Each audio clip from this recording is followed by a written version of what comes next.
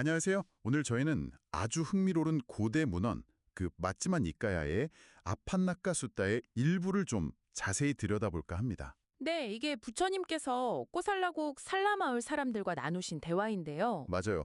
그 마을 사람들이 우리에겐 정말 믿고 따를 만한 스승이 없다 이렇게 좀 혼란스러워하는 상황에서 시작되죠. 요즘하고도 좀 비슷한 면이 있는 것 같아요. 정보는 많은데 뭘 믿어야 할지 모르는. 정말 그렇죠. 그래서 오늘 저희의 탐구 목표는 이겁니다. 부처님께서 이런 상황에서 제시하신 실패 없는 확실한 길, 그 아판나카 담마라는 게 과연 무엇인지, 그리고 왜 그게 가장 현명한 선택인지 한번 알아보는 거죠. 네, 좋습니다. 바로 한번 들어가 보시죠. 당시 그 마을 주변에는 정말 완전히 상반되는 두 가지 견해가 있었다고 해요. 첫 번째는 뭐랄까, 허무주의적인 관점이죠. 네, 보시나 제사 이런 거 다 소용없고 선악의 결과, 그러니까 업보 같은 것도 없다. 이 세상 다음 세상도 없고 부모님께 잘할 필요도 없고 뭐 신이나 깨달은 스승 같은 존재도 없다. 이런 식이었죠. 그렇죠. 모든 걸 부정하는 거죠. 그런데 또 정반대의 견해도 있었어요. 어떤 건가요? 아니다. 보시도 의미 있고 제사도 그렇고 선악의 결과는 분명히 있다. 이 세상 저 세상 다 있고 부모님 공경해야 하고 신적인 존재나 깨달은 스승도 존재한다. 이렇게 주장하는 도덕적 인과응보를 인정하는 관점이었죠. 와, 정말 완전히 다르네요. 흙과 백 같아요. 그럼 마을 사람들은 정말 혼란스러웠겠어요. 부처님께서는 뭐라고 조언하셨나요? 그냥 이쪽이 맞다. 이러셨나요? 아니요. 그게 이 정전의 핵심인데요. 부처님께서는 뭘 증명하려고 하시기보다 굉장히 실용적인 접근을 하세요. 현명한 사람은 이렇게 생각한다는 거죠. 어떻게 생각하는데요? 자, 만약 저 세상이 정말 없다면, 그러니까 허무주의자 말이 맞다고 한번 쳐보자고요. 네. 그래도 착하게 살고 계행을 지킨 사람은 어떨까요? 최소한 지금 이 세상에서는 비난받지 않잖아요. 오히려 저 사람은 바르게 사는구나 하고 칭찬을 받죠. 그렇죠. 손해볼 건 없네요, 현세에서는. 네. 그런데 만약 허무주의가 틀렸고 저 세상이나 업보가 실제로 있다면요.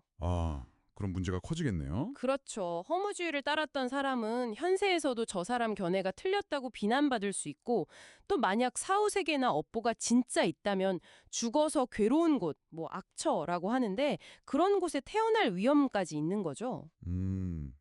반면에 도덕적 인과함을 믿고 선행을 한 사람은요. 현세에서도 칭찬받죠. 그리고 내세가 있다면 좋은 곳, 천상세계 같은 곳에 태어나니까 이건 뭐랄까 양쪽 모두에서 이익을 얻는 셈이에요. 그러니까 어느 쪽이 진짜 진실인지 우리가 확실히 알 수 없을 때에는 적어도 현세와 내세 양쪽 모두에서 더 안전하고 이로운 쪽을 선택하는 게 현명하다 이런 말씀이시군요. 정확합니다. 그게 바로 아판나카, 즉 실패 없는 확실한 길이라는 거죠. 이게 어떻게 보면 위험 관리 같은 거예요. 불확실한 상황에서 최악의 결과를 피하는 선택이랄까요? 와, 정말 실용적인 지혜인데요. 그럼 이게 다른 종류의 논쟁에도 똑같이 적용될 수 있겠네요. 예를 들어서 어떤 행동을 해도 도덕적인 결과는 없다는 주장하고 아니다, 행동에는 반드시 결과가 따른다는 주장이 부딪힐 때도요. 하나요. 그렇죠. 위험하죠. 네. 그런데 만약 행동에 정말 결과가 따른다면 큰일 나는 거고요.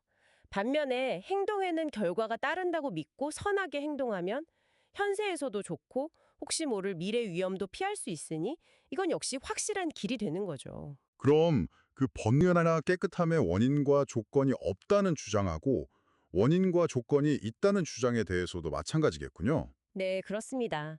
만약 원인과 조건이 없다 이렇게 믿어버리면 우리가 노력해서 뭔가 달라질 수 있다는 가능성 자체를 부정하게 되는 거잖아요. 그럼 노력할 이유가 없어지네요. 그렇죠. 모든 노력이 무의미해지죠. 하지만 번뇌와 청정에는 원인과 조건이 있다. 즉, 우리의 노력, 수행 같은 걸 통해서 변화가 가능하다.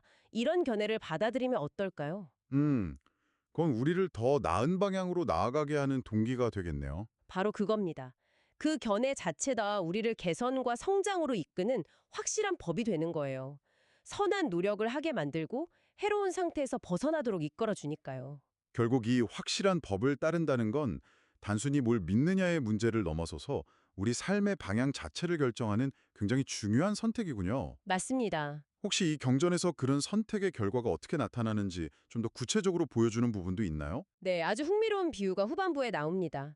내부류의 사람을 이야기하는데요. 내부료요? 첫째는 자기 자신만 괴롭히는 사람, 둘째는 남들만 괴롭히는 사람, 셋째는 자기와 남 둘 다 괴롭히는 사람이에요. 아, 다 안 좋은 경우네요. 그렇죠. 그런데 마지막 네 번째 사람이 중요합니다. 바로 자신도 남도 괴롭히지 않는 사람이에요.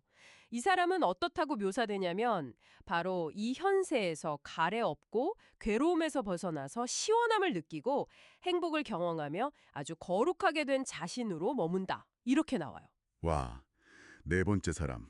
그렇다면 오늘 우리가 이야기한 이 확실한 법, 그러니까 올바른 견해를 받아들이고 실천하는 것이 결국 저 네 번째 사람처럼 되는 길로 이어진다고 볼 수 있을까요?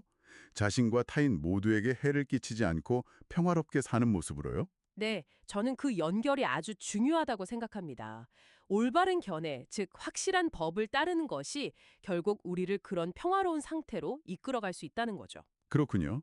그럼 마지막으로 저희가 여러분께 남겨드릴 생각거리는 이거겠네요. 네, 말씀해 보시죠. 여러분의 삶 속에서 마주치는 여러 불확실한 상황들, 윤리적인 고민일 수도 있고 미래에 대한 선택일 수도 있고요. 그럴 때 이 확실한 길의 기준을 한번 적용해 보시면 어떨까요? 그러니까 어떤 견해나 선택이 나 자신과 다른 사람들에게 가장 해가 적으면서도 유익할지, 그리고 궁극적으로 내면의 평화, 그 네 번째 사람과 같은 상태로 나아갈 가능성이 더 높은지 한번 깊이 숙고해 보는 거죠. 네, 바로 그겁니다. 그것이 오늘 저희 탐구의 핵심 질문이자 여러분 각자가 가져가실 수 있는 생각거리가 아닐까 싶습니다.